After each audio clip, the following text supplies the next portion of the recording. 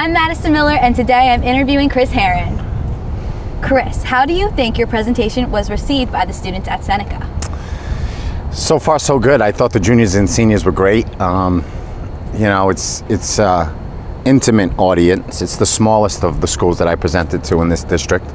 So I enjoyed it, and I thought the kids were receptive, and the kids who had the courage to talk after my presentation, I thought was pretty remarkable. So it was good.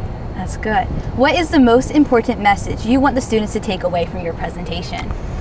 I think there's multiple messages. I try to diversify it so, kids can pull certain things out of it. But all in all, I think the main message is to kind of look within, and appreciate yourself, and not kind of give in to social pressures.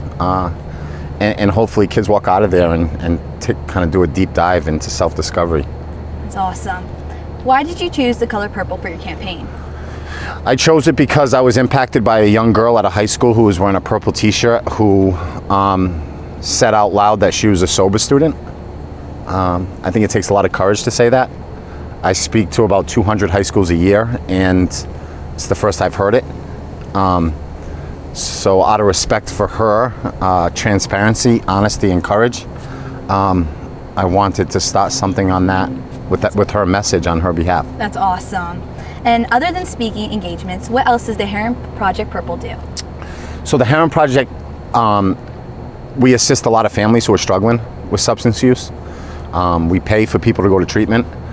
We have online support groups. We have social workers and clinicians that work behind me who help students who email after I leave the school. So there's a ton of things that we kind of have branched out, but mainly Project Purple's around prevention and awareness and creating a healthy culture for kids. In your speech, you talk about how younger siblings idolize their older siblings and try to be just like them. When you started drinking, were you trying to be like your older brothers, uncles, or father? I think it was a behavior that I witnessed growing up as a kid. And when you're young, you don't realize the impact or the consequence that's going to come with it. That culture was around me. My father was a drinker. My brother was in high school doing his thing. So I thought that was kind of the road that every high school kid took. Unfortunately, I followed and didn't lead.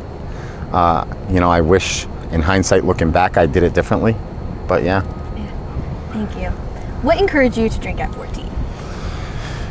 I think peer pressure plays a big part in decisions we make at a young age. I think actually peer pressure is a lot more relevant and prevalent amongst kids than they want to believe.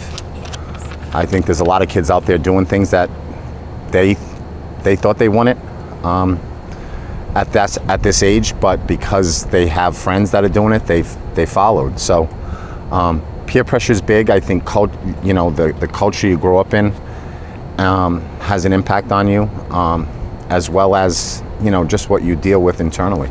Yes. How do you think kids can stand up to peer pressure? I think it's important who your friends are. I really do. I think friends are unbelievably important. I think, as I've stated multiple times, that I hung out with kids that made the same mistakes I made. I didn't want to hang out with kids that were doing the right thing because I didn't want to be reminded how wrong I was. So I think friends are critical. Did you lose any good friends like those in high school? I've lost a lot of friends. Unfortunately, drugs and alcohol can take your life and not only have great impact and consequence on family members because they watch people suffer from it, but I've had friends that lost their life because of it. I'm sorry. I'm glad you're still here. At any moment, did you feel you needed to stop in high school? It never felt right. I didn't like lying. I didn't like pretending I was somebody different. My mom, I truly believe my mom deserved more than what I was giving her. She did a lot for me as a child, and and protected me and wanted me to be so much healthier than I was in high school. So it really never felt right to me. Yeah, that's awesome.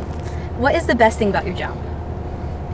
What's the best thing about my job is receiving feedback from kids, emails, kids who want to kind of disclose, you know, what's going on in their life, and kids who want to get better at what they're struggling with. You know, ultimately that's the goal. And when you can impact somebody and, you know, they leave school that day and kind of process what they heard in the assembly and want to kind of make changes, you know, that's the good part. Is there any advice you want to give to anybody who's going to watch this? You know, I think the message has to, you know, sustain itself. I think, you know, a lot of schools bring people in to do presentations, but it has a short shelf life. I think kids need to step up and have the courage to try to keep this message alive and well, because it's important. And, you know, it's, you know, hopefully there's students in the school that will embrace it and kind of live it and introduce it to their friends. So, well, thank you so much for what you're doing. Totally. You're going around.